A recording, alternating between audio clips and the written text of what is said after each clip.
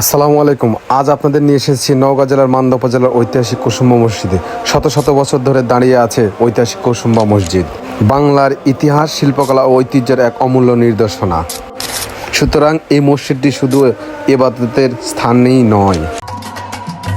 কেমন আছো? চারিপাশে মাটির বাড়ি, রাস্তাগুলো পাশে মানুষের জীবনযাত্রার মান কি হয়, খুব ডেঞ্জারাস রাস্তা। কুসুম্বা গ্রামের মানুষের জীবন খুবই সহজ সরল।